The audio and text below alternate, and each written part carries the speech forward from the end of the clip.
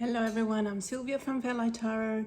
Today we're going to have a look at part 2 of my Oracle decks collection. This deck was such a huge surprise for me. It's the Poesis Oracle. Let's see, it's created by Angeli. It's a great surprise because I'm always on the hunt for the perfect deck. I mean, who isn't, right? But in this case, I had really low expectations. And that sounds like horrible for saying it that way.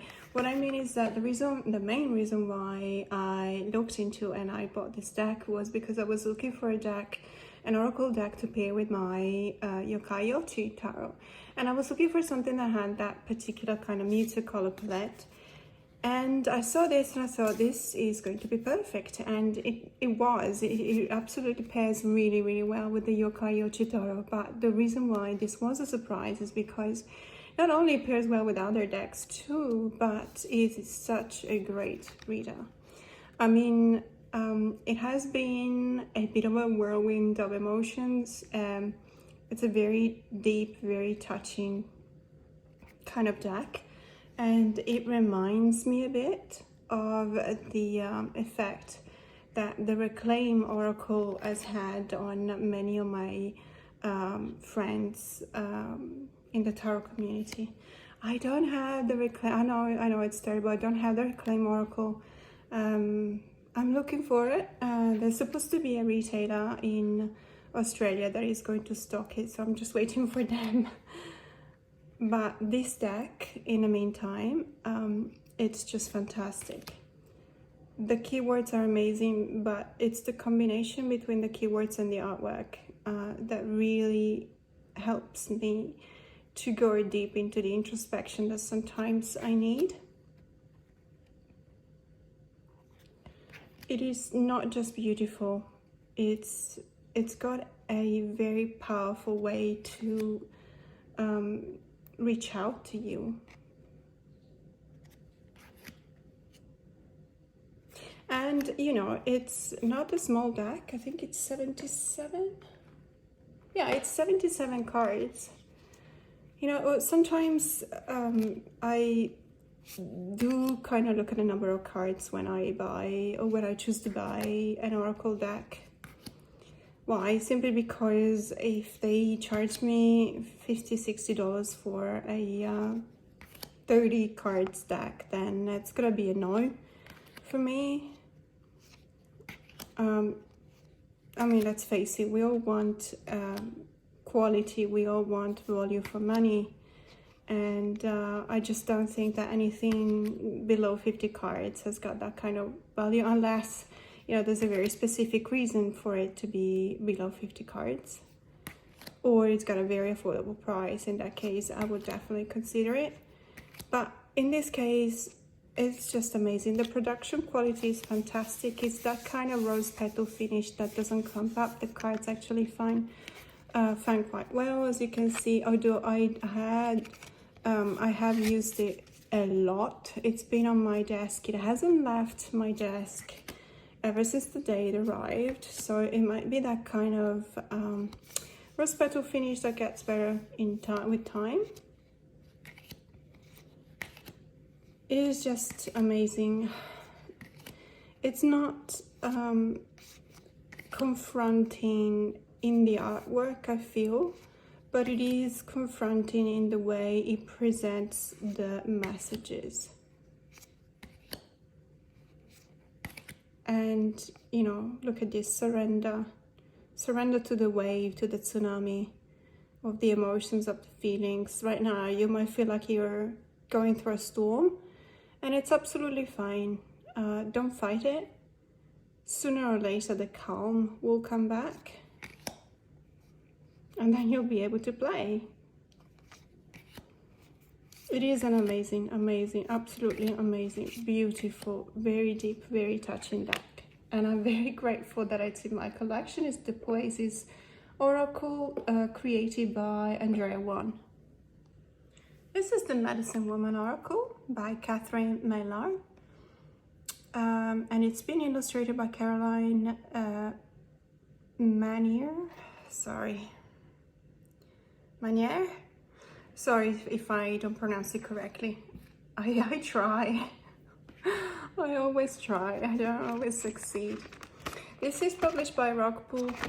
I got this deck as soon as it was out. I went to the Mind Body Spirit festival in Sydney back in May and also in October. I don't remember when I acquired this deck, but I just love it.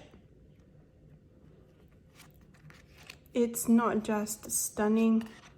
Some cards remind me a bit of the Angels and Ancestors Oracle. However, they do have a different kind of approach to the Oracle concept. So you got the Bear Totem, for example, retire into your den to find answers, and Spirit of Fire, shine your power unreservedly. So obviously this deck focuses, being called the Medicine Woman, it focuses on the feminine, on the divine feminine, on the necessity for us women to take care of ourselves, to reach into the part of ourselves that needs nurturing, that needs work, that needs medicine, that needs healing. And you can definitely achieve that by, you know, focusing on the cards, reading the keywords, listening to the messages and the feelings that arise by reading these messages. The book is quite chunky and is quite interesting as well. I don't tend to use this deck in combination with the tarot, at least so far. I use it on its own, and it's very, very powerful. So this is the Medicine Woman Oracle by, I think they're French, Catherine Maillard and Caroline Manière, but sorry if that's not the case. This deck is the Sacred Rebels Oracle by Alana Fairchild, and the artwork is by Autumn Sky. It's been published by Blue Angel. It's a large deck. It's got a large book. The backs are amazing with the 3 ages.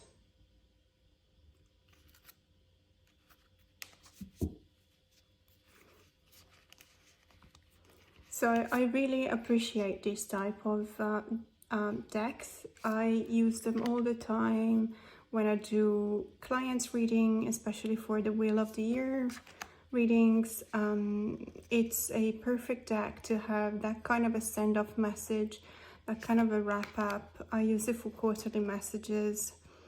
See this card, what is already with you? It's just so beautiful.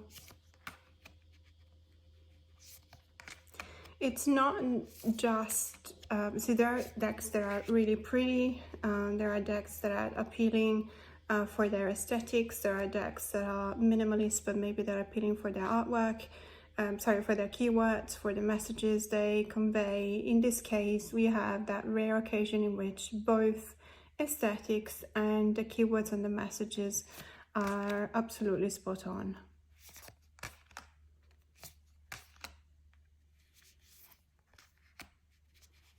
I really do like this deck. I use it for personal care as well, whenever I need a kind of a nurturing, a kind of a... it's not necessarily a... I wouldn't call it a hug deck, because some cards are quite confronting, not when it comes to the artwork, but because of the messages. So release the dark wound, let love live.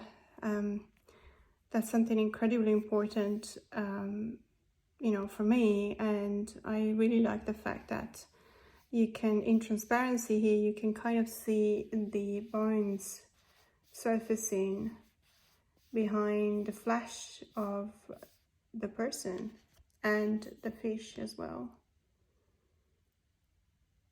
It's that going to trust to bring your feelings to the surface. Releasing allegiances. What do you feel? You know, sometimes we're just so focused on taking care of the others that we forget about ourselves. It's a very emotional deck for me. It's incredibly beautiful. I really appreciate it in my collection.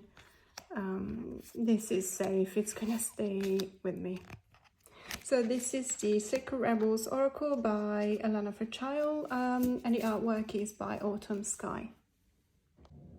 This deck is as you can see from the shovel box, that I tried several times to tape back together. I don't know if it shows. It is literally just a work of love for me to just go over and over with tape and try and, you know, not let it fall apart. It's called the Oracle of the Angels, and it's a Los Carabel Publications from 2003. The reason why, well, it's a beautiful oracle focusing on angels, as you can imagine, as the title says. I used to do so much work on angels. I went down the rabbit hole. I bought books and books and books and books. I watched documentaries, podcasts. You know, I think I even went to a couple of lectures.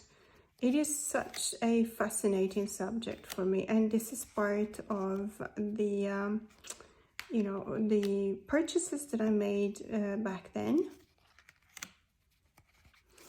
Then of course, Cassiel. Then of course, if you're a fan of Supernatural, you understand what I'm laughing right now. Of course, this was published in 2003.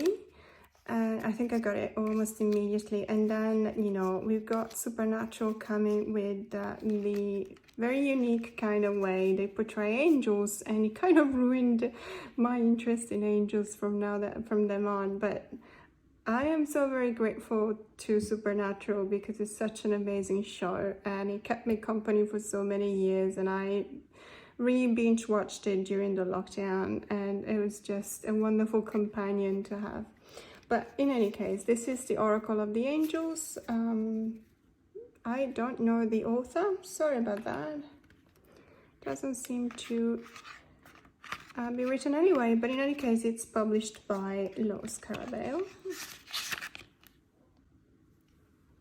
This next Oracle is one of my most used Oracle decks. It's the Oracle of Echoes by the wonderful Anna Turian. This is the second edition. I used to have the first edition as well. Unfortunately, it got lost in one of the many times in which I moved, which broke my heart. But these things happen. In any case, this is absolutely glorious. It's the utmost, you know, the typical Anatolian kind of artwork. It's just amazing. It's evocative. It speaks to your soul. God speaks. God speaks. It's very powerful. It's not a hard deck at all. It's not coming out and hugging you, that's for sure. It tells things like they are. It punches you in the face sometimes, but look within. Look at this card. But it is a necessary kind of journey to go through and come out as a renewed, as a healed person. You know, deal with your vulnerability in perfect beauty. Look at this, is one of my favorite cards. Boundaries. Look in, but stay behind the line. It pairs really well, as you can imagine, with the Brimstone and Earth Flash. But to be honest with you, and also with the Tarot of the Abyss, I find it pairs really, really well with the Tarot of the Hidden Waters. I do use it with many other tarot decks as well. It pairs well with probably, I would say, the majority of my tarot deck collection. I use it all the time. It's just a fantastic deck.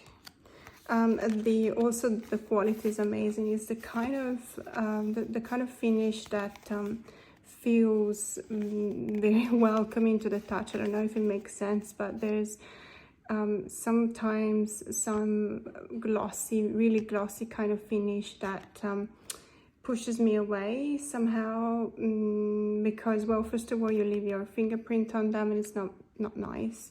But also they clump up together. For example, the cards, you can't really fan them out properly. You can't shuffle. Sometimes there's a kind of rose petal that you can't shuffle. This deck is just perfect. And it's the Oracolo second edition by Anna Torian. This deck is very unique. It's called Albasti, and Albasti is the name of a Turkish goddess. So this deck is all about Turkish gods and goddesses, part of the Turkish mythology. This originally was a card game, really. It's not an oracle deck. It's not used for divination. However, there's, as you can see here, there's the names of the gods and goddesses and a bit of an explanation. For example, we've got Kisugan, the god of anger and revenge, or Umai, the goddess of fertility, Akana, the water goddess, etc. Now, what I do, I use it for archetypes, and it works really well that way. And then I look up, it's very easy, you can just Google the name of the god and goddess, and you got the whole story behind it. And, you know, it's amazing, it looks beautiful, and the stories behind are very enticing. I'm always a sucker for mythology. I think that it's incredible. It's like getting to know different worlds, and the way, you know, in the past people connected or wanted to connect to this, to the unknown, really, to nature, but through the unknown, in such a way that you know, that they wanted to justify certain phenomenon. And so, for example, there was, you know, whenever there was a storm and there were thunders, they believed that there was a god behind the thunder. The color palette is very vibrant, very beautiful. You'll see the cards are actually double because this is a memory, you know, the kind of memory kind of card decks. That's what's supposed to be. I keep them. It's completely counterintuitive, obviously. You know, why would you keep doubles? But I don't mind, because, you know, I use it, as I said, as an archetype deck, and it's just really beautiful. So this is the Albasti deck. This is the indie edition of the Oracolo Oracle by MJ, MJ99. Now, the reason why I have the indie edition is because I really wanted to pair it with the expansion pack that MJ has released, and I think for several reasons. The mass market deck, which is very affordable, and I think it's being published by Hay House. It's not, you can't really pair it with the expansion deck. The expansion deck is a twin deck to this indie, and the expansion deck is definitely going to be one of my first purchases in 2023. Now, this deck is reminds me a lot of other decks by MJ. It's got her signature kind of art style, which I like very much, but it's focusing on the kind of definitely urban environment where you see these crows, you know, going into a journey and into all sorts of ventures. I like the fact that it's very simple, but you've got one keyword and that's what you need. Look at this Bond card.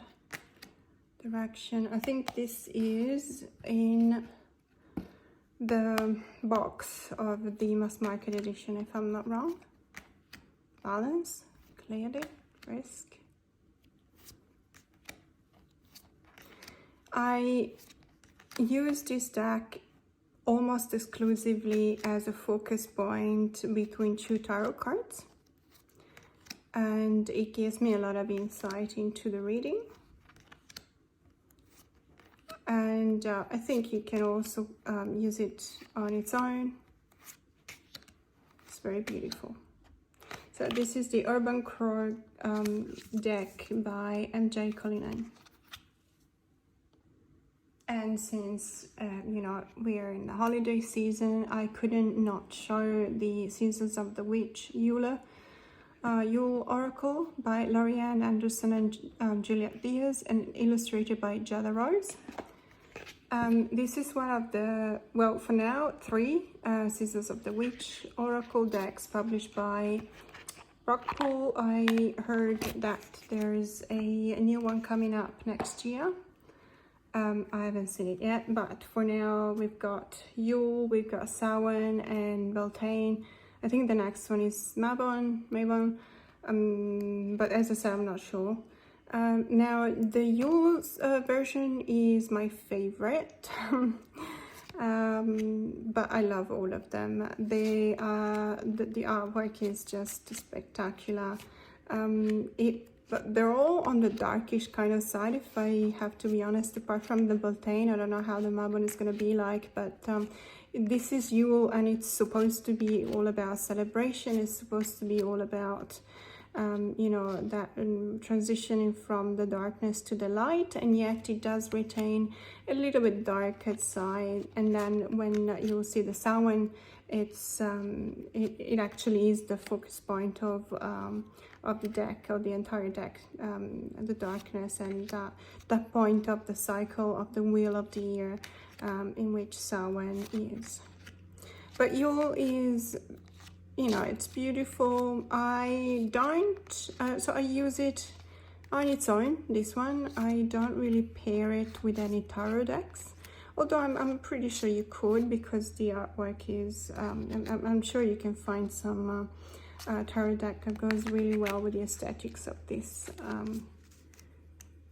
oracle. It's a nice green gilding, and these are the backs. So this is the Seasons of the Witch Yule Oracle by Lorianne Anderson and Juliet Diaz, and it's illustrated by Jada Rose. And this is the Seasons of the Witch Samhain by the same author, so Anderson, Diaz, and Rose. And this one is, well, these are the backs, very similar but in different kind of color palette. You've got the red and the crimson and the darker reds, and it's also gilded in red. And this one, I actually do pair this deck with a lot of darker kind of tarot decks that I've got, which is in contrast with the way I use the Yule, I guess. But this one pairs really well with the Murder of Crows, for example, tarot by Corrado Roy. I have to be completely honest with you. At the beginning, I thought this deck was a bit too dark. I mean, absolutely, it's Samhain. And mostly not because of the keywords, but because of the messages. I found that sometimes the messages were too dark. I probably still do. But what I do, instead of reading the messages, I just focus on the keywords. And the artwork is really, really beautiful. Beautiful colors too. So this is the Seasons of the Witch Samhain Oracle by Anderson, Diaz, and Rose. This is a box where I have this work in progress, which is the Rassouli Oracle. And as you can see, what I've done, so this is the original cards.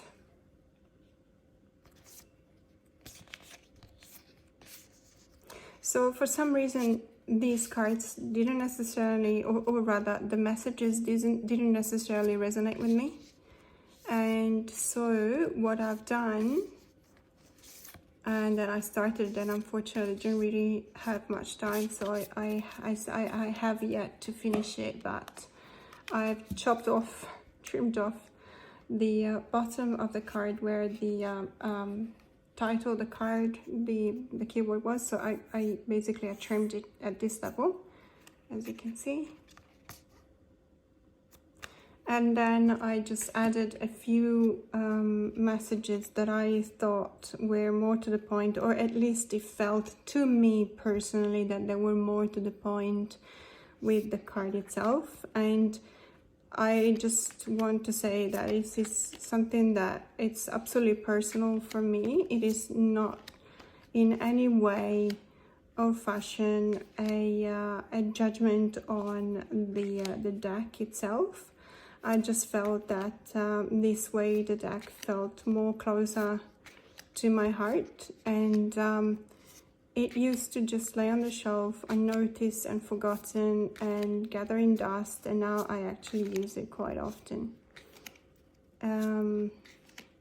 Would I recommend doing something like that? It's up to you. I don't want to step into the discussions of whether it's okay or not to modify decks. I do modify decks most of the time. I say 99.99% of the time it's mass market decks. The only reason why I do is because the decks speak to me. Like, for example, in this case, the images really connected. They spoke to me, but not the messages. And I felt myself all the time just ignoring the messages, to the point that I just decided to cut them off and then just write down what I felt was the inner message of the cards. So this is a work in progress with the Rasuli Oracle.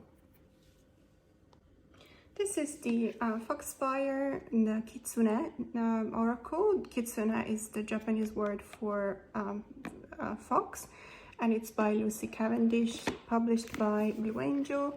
It is an amazing deck that I used sometime in combination with the book is really beautiful. So in combination with the Yokai Yochi, because of, culturally speaking, they are connected.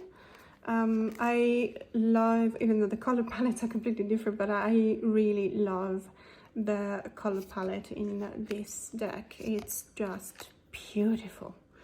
It is gorgeous. I use it all the time in pairings with the Shadowscape. I think it's the same kind of art style.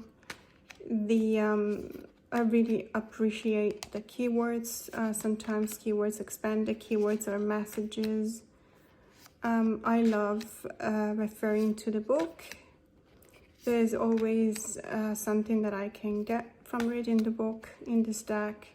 It's just a continuous surprise. I am so grateful that I have it in my collection. It is not just beautiful. Look at this card, Rituals and Offerings.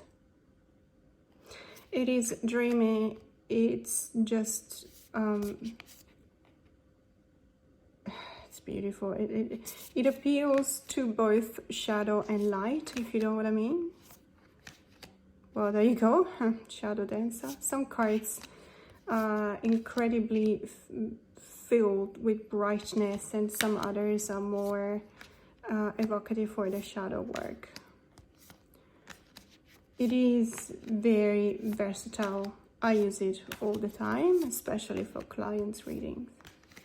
So this is the Foxfire Kitsune, or Foxfire Oracle, or Kitsune Oracle by Lucy Cavendish, and I think that the artwork is by Meredith Dillman. This next deck is the Roots and Wings Oracle die, created by Cat Riles. It's one of my most used decks. It came in this customized cardboard box. Really, really beautiful. Look at the illustration at the back and on the side and on the front. This deck, I use it all the time. It's one of those decks, I guess. It just why do I use it all the time? It just pairs with everything. You can use it for any kind of work. It's, you know, it's beautiful colors, vibrant colors, resonating keywords. The artwork is simple, but it's on point. It just ticks all the boxes. There's a reason why it's one of the most used decks in the tarot community, just because it works. This deck pairs well with a lot of tarot decks. It reads really well on its own. Sometimes I do a 3-card spool just with this deck, and I use it sometimes in the 9-card spool. It's very good to be used in combination with that kind of settings when you refer to the situation, the present situation, what hinders, what the obstacles are, and what helps. This deck helps a lot in understanding on, let's say, how to expand on the message brought by the tarot deck, and even on what to focus on. It's just really beautiful. And it's the Roots and Wings Oracle deck by Kat Riles. That's the famous Oracle of Mystical Moments by Catherine Waldstein. This deck, the Oracle deck, came out before the Tarot deck, I remember. And everyone was so enthusiastic. I edged mine in this kind of combination with darker edges of very light pastel blue. I remember everyone was so excited because we all thought that it's a US Games, isn't it? Hello, yes, it's a US game publication, and we all thought that it was going to be the same. The tarot deck was going to be the same cardstock as the Oracle deck, which is not gloss. But the tarot deck is very glossy, catches the light all the time. It glumps up. It's we don't like it. Although it's so beautiful, the artwork is so spectacular that I don't mind. I choose to go past that. Now this Oracle deck is amazing. It brings you into the world of dreams.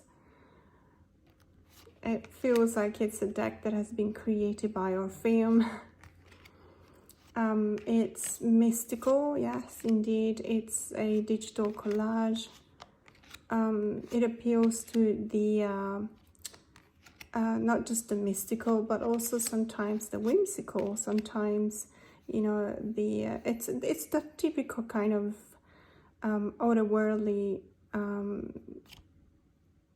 vibe that you have in dreams.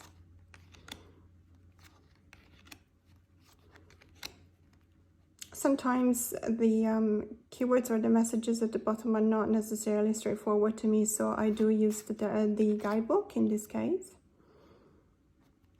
Keys on trees. Why do we have an elephant, you know, dangling the key like that from his trunk?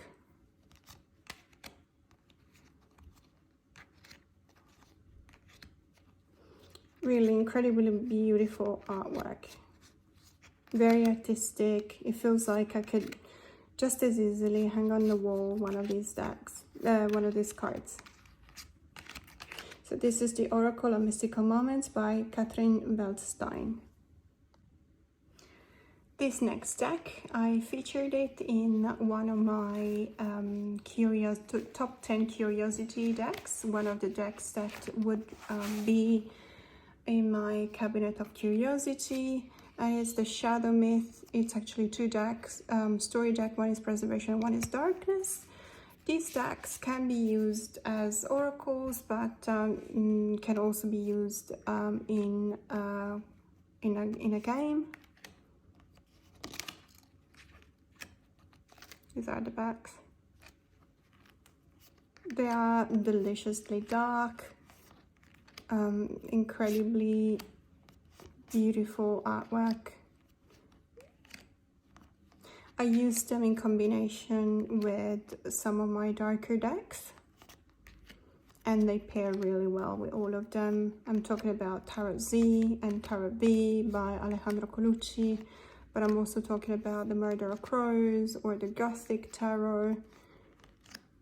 All those tarot where, you know, you are consciously choosing to focus on the dark side. So this is the Shadowmyths Story Deck, Preservation and Darkness.